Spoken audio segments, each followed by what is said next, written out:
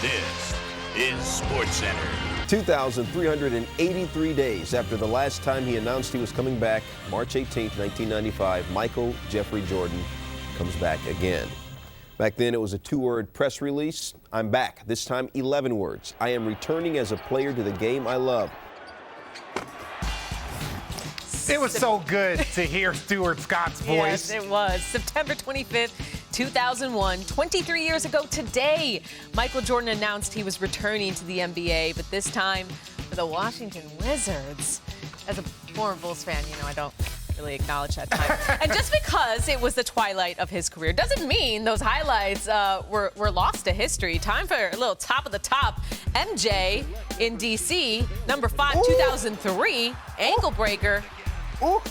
Who was wearing that number 3? Sorry, LaFonso Ellis. Yeah. That 3 looks a little different from the 3 I remember wearing the Miami Heat. Oh. Number 4, how about MJ going baseline and dunking on Jermaine O'Neal? Ooh. Okay, and look, this is 03. MJ still getting it done?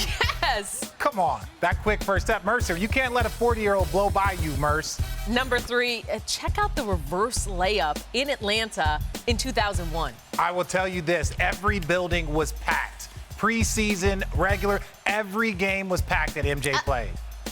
Little lower to the ground, yes, but he makes it work. Yes, makes exactly. it work. Number 2, in 2002, he beats the Cavs at the buzzer again. Of course he does. Where's Craig Elo? Yes. I feel like it was the exact same spot. They even had the throwback. They had the throwback Cavs jerseys on. It was terrible. Poor Cavs.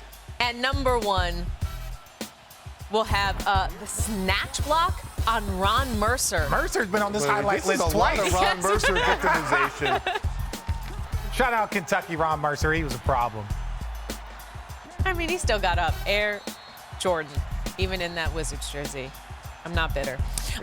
Despite being 38 years old, Jordan still managed to be the oldest player with a 25-5 season to LeBron James this past season. He averaged 23 points per game, and on New Year's Eve, MJ actually dropped 45 on somebody in this studio. I don't think it was Zach Lowe. No, I would have held him to 44. I think it's someone who's wearing Gucci slides right now. Look at that young man. Look at that young man right there. I had my head bald just like MJ, man. Everybody wanted to have a bald head. Look at how good MJ was at 40. What was he, 49 years old in that picture? Look, this is what I want to say.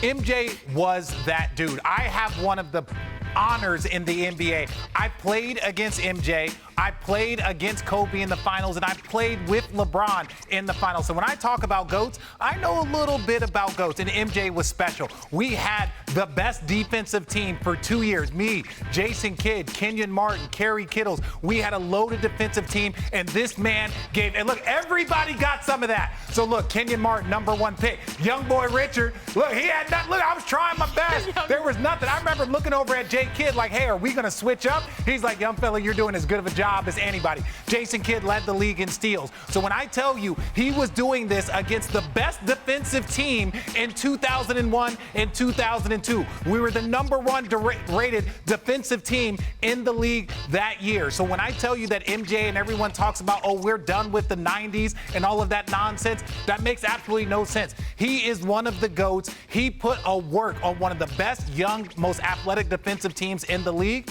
And that's a problem. So, as far as I'm concerned, we're not done with the 90s. I'm on